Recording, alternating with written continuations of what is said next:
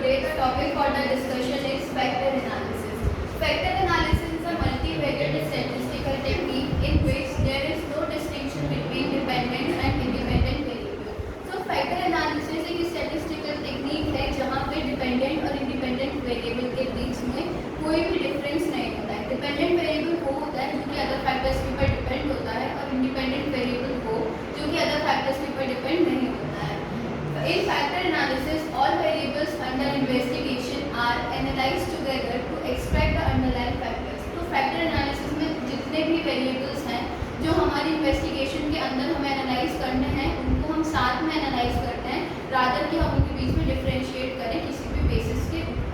So it is a data reduction method. ये एक data reduction method भी है क्योंकि यहाँ पे हम ना ही variables के बीच में कोई differentiation नहीं कर रहे हैं, कोई भी differentiation नहीं हो रहा है वेरिएबल्स के बीच में, हम डिपेंडेंट और इंडिपेंडेंट वेरिएबल को साथ में एनालाइज कर रहे हैं.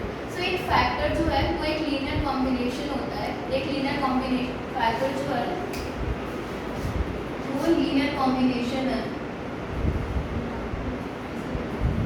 लीनियर कॉम्बिनेशन का मतलब वो कि वो फैक्टर्स जिनको हमें एनालाइज इतना इम्पोर्टेंट नहीं है कि हम उनको अपनी इन्वेस्टिगेशन के अंदर ऑब्जर्व करें, बट उनका इन्फ्लुएंस हमारी इन्वेस्टिगेशन को इफेक्ट कर सकता है, तो हम उनको एक लीनियर कॉम्बिनेशन को है उनको हम अपने एनालिसिस में इन्फॉर करते हैं. Next is uses of factor analysis. Factor analysis के यूजेस क्या हैं? The first one is scale construction. Factor analysis को हम स्केल कंस्ट्रक्शन में भी यूज कर सकते हैं.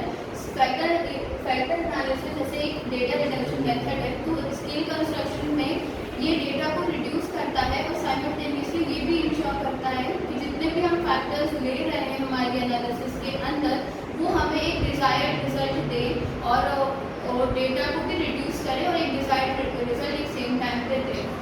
Next is establish antecedents, that is input variables into grouped factors. तो ये इनपुट वेरिएबल्स को एक ग्रुप कर देता है साथ में और फिर हम उसको एनालाइज करते हैं. Next is psychographic profiling. तो साइकोग्राफिक प्रोफाइलिंग के अंदर जो मेन टूल है इन्वेस्टिगेशन के अंदर that is 16pf inventory. Next is segmentation analysis. तो ये फैक्टर एनालिसिस सेगमेंटेशन एनालिसिस में भी यूज होता है. फॉर एग्जांपल अगर कोई एक टू व्हीलर यूज़र है तो वो टू व्हीलर को क्यों यूज़ कर रहा है, काफ़ी उसके रीजंस हो सकते हैं. या तो कि वो उसको ट्रैफिक में जल्दी निकलने के लिए यूज़ कर सकता है, या वो कंपेयर टू फोर व्हीलर वो चीप है, तो किस बेसिस पे वो किसी भी फैक्ट उसको गुड्स को यूज़ कर रहा है उसके बेस में भी ये डिफरेंशिएट करता है segmentation analysis. Next is marketing studies. Marketing studies में भी फैक्टर एनालिसिस यूज होता है, that is new product development, product acceptance. हम इसको जब भी कोई न्यू प्रोडक्ट डेवलप करने जा रहे हैं तो हम उसको उसमें भी हम फैक्टर एनालिसिस का यूज़ कर सकते हैं. और प्रोडक्ट एक्सेप्टेंस.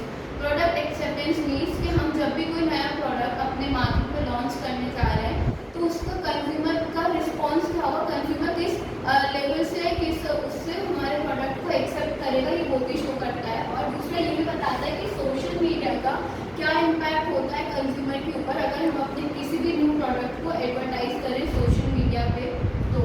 और ये भी बताता है कि कोई भी नया फैक्टर्स है या हम कोई भी नया एडिशन कर रहे हैं हमारे एग्जिस्टिंग प्रोडक्ट के अंदर तो उसका क्या रिजल्ट होगा, मीन्स हमारे कंज्यूमर का क्या रिस्पॉन्स होगा हमारे उस प्रोडक्ट के ऊपर. तो फैक्टर एनालिसिस वो भी उसमें भी यूज होता है. Next is condition of factor analysis exercise. और फैक्टर एनालिसिस को एक्सरसाइज करने के लिए कुछ कंडीशंस भी होती हैं. The first is requires metric data. Factor analysis को यूज़ करने के लिए हमें मैट्रिक डेटा की रिक्वायरमेंट होती है, दैट इज इंटरवल और रेशियो स्केल. जो भी हम यूज़ स्केल का हमें रेशियो या इंटरवल स्केल को यूज़ करते हैं. Exploratory research. एक्सप्लोरेटरी रिसर्च का मतलब होता है कि वो रिसर्च जो कि पास्ट में हो चुकी है और हमें इन्वेस्टिगेशन के अंदर उस रिसर्च की ज़रूरत है तो हम उसको यूज़ करते हैं. वो रिसर्च ऑलरेडी हो चुकी है तो हम उसमें रिव्यू ऑफ लिटरेचर करते हैं और जो भी एग्जिस्टिंग रिकॉर्ड्स हैं, जो भी एग्जिस्टिंग नॉलेज है उसके बारे में वो हम उसको स्टडी करते हैं. और next is informal interview of knowledgeable person.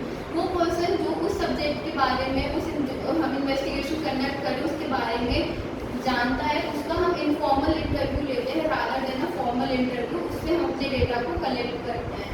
5 to 7 point record scale और any interval record scale should be use. तो हमें 5 to 7 पॉइंट रिकर्ड स्केल या उससे ज़्यादा की रिकर्ड स्केल को हम यूज़ करते हैं. Next is size size of sample respondent. अब हमारे रिस्पॉन्डेंट्स का साइज क्या होना चाहिए फैक्टर एनालिसिस में, तो हमारे रिस्पॉन्डेंट का size 4 to 5 times greater than होना चाहिए जितने भी हमने स्टेटमेंट्स लिए हैं या नंबर ऑफ वेरिएबल्स से। अगर नंबर ऑफ वेरिएबल्स से हमारे रिस्पॉन्डेंट ज़्यादा होने चाहिए जिससे हम सारे एस्पेक्ट्स को अच्छे से कवर कर सकें कि क्या इम्पैक्ट हमारी इन्वेस्टिगेशन के अंदर वो डालते हैं।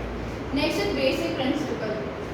The basic principle for exercising factor analysis is that the variables और the respondent should be highly correlated. उनके बीच में कोरिलेशन होना चाहिए। If there is small correlation, अगर हमारा कोरिलेशन छोटा है तो वो हमें ये शो करता है कि हमने जो फैक्टर्स जो कि लिए हैं इन्वेस्टिगेशन के अंदर वो इतने इम्पैक्ट नहीं डालेंगे हमारी इन्वेस्टिगेशन के ऊपर। तो जितने भी हम वो दे रहे हैं variable, they should be highly correlated. Next is Kaiser Meyer Olkin KMO statistics भी बोलते हैं इसको। It takes a value between 0 and 1। तो जैसे मैं बताया कि बेसिक प्रिंसिपल जो है फैक्टर एनालिसिस का, दैट इज हाईली कोरिलेशन होना चाहिए।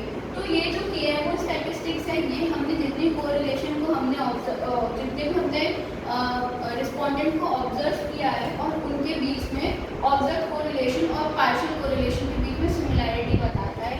जो केएमओ स्टैटिस्टिक्स है वो 0 to 1 के बीच में वैल्यू लेता है और जो फैक्टर एनालिसिस के लिए इसकी वैल्यू ग्रेटर होनी चाहिए 0.5 से। अगर हमारी वैल्यू 0.5 से कम है तो हमको ये शो करता है कि इन दोनों फैक्टर्स के बीच में कोरिलेशन एग्जिस्ट नहीं करता है और ये हमारी इन्वेस्टिगेशन के ऊपर इतना इम्पैक्ट नहीं डालेंगे। Thank you.